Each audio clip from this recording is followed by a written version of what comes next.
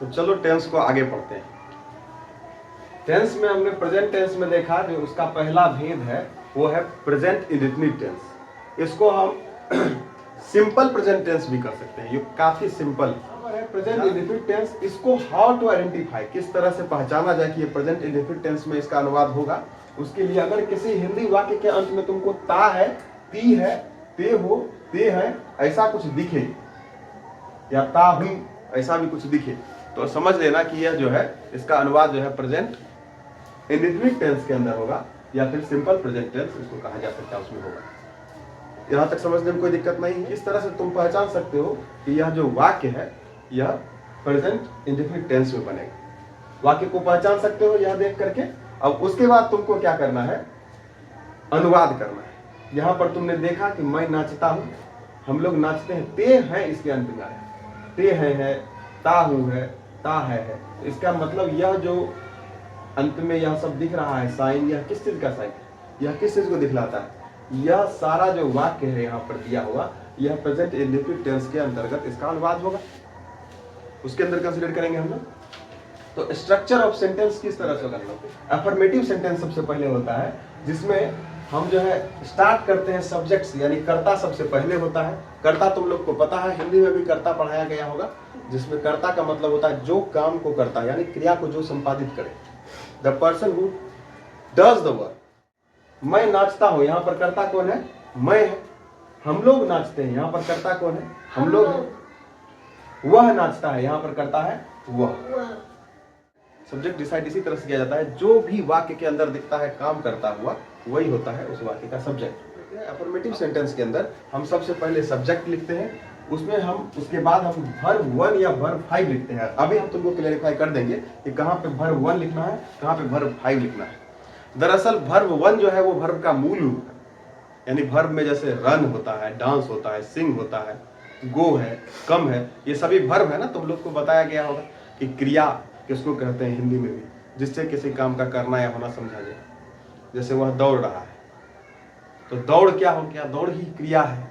उसी तरह अंग्रेजी में रन ही क्या हो गया, वर्ब हो गया। तो रन अगर वर्ब है तो वर्ब का पहला रूप रन ही लिखा जाएगा। कम अगर वर्ब है तो COME कम ही जो होगा वो वर्ब का पहला रूप होगा। और वर्ब का पांचवा रूप पे सीधा हम पहुंचते हैं तो वर्ब का पांचवा रूप और कुछ नहीं है, वर्ब का ही सिंगुलर रूप है। देखो कंफ्यूज नहीं होना है। जब कोई नाउन होता है, जब कोई नाउन होता है तो उसमें हम क्या करते हैं, जैसे यहाँ पे लिखे हैं बॉय, क्या लिखे हैं, यहाँ लिख दिए बॉय। बॉय एक सिंगुलर नाउन है, सिंगल पर्सन है। एक बॉय लिखने से क्या, बॉय लिखने से क्या मतलब हुआ कि यानी कि यहाँ पर एक ही लड़का है। लेकिन अगर इसमें हम एस लगा देते हैं तो यहाँ एक से अधिक लड़का हो गया।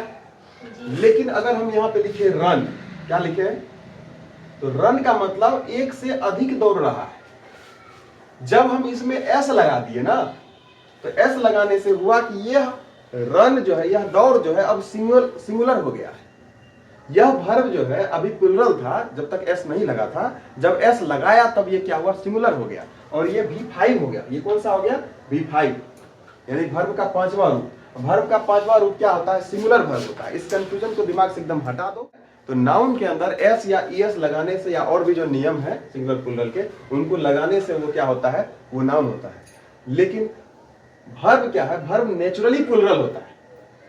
V1 जो होता है वर्ब का जो मूल रूप है वो हमेशा प्लुरल। स्लीप, स्लीप एक वर्ब है और वर्ब का पहला रूप है SLEEP। और स्लीप जो है प्लुरल, अगर उसको सिंगुलर बनाना हो तो उसको क्या करना है, SLEEPS लिखना होगा, तब वो हो जाएगा प्लुरल वर्ब, सिंगुलर वर्ब। तब वो क्या हो जाएगा, सिंगुलर वर्ब। कितना जादुई चीज है ना। वर्ब और नाउन का एकदम उल्टा है ना। ये कॉन्ट्राडिक्शन को समझो, बहुत जबरदस्ती है। चलो अब आगे आते हैं, कहां V1 लगेगा, कहां V5 लगेगा, इस चीज को हम क्लियर कर देते हैं। V1 लगेगा सब जगह, सिर्फ एक को छोड़ के।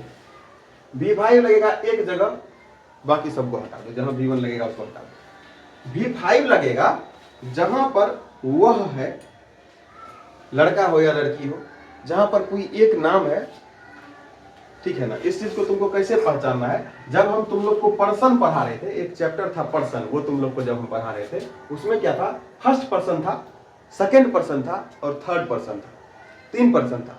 जिसमें तुम लोग को बताए थे कि द पर्सन हु स्पीक्स, जो स्पीच दे रहा है यानी जो कह रहा है वही फर्स्ट पर्सन है। जो बोल रहा है वो क्या है? फर्स्ट पर्सन है। जिसको बोला जा रहा है वो क्या है? सेकेंड पर्सन है। क्या है वो? Second person.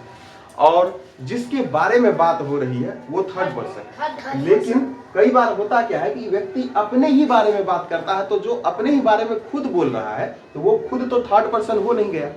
मैं नाचता हूं और मैं खुद बोल भी रहा हूं तो मैं अपने बारे में फर्स्ट पर्सन ही कंसीडर करके चलूंगा।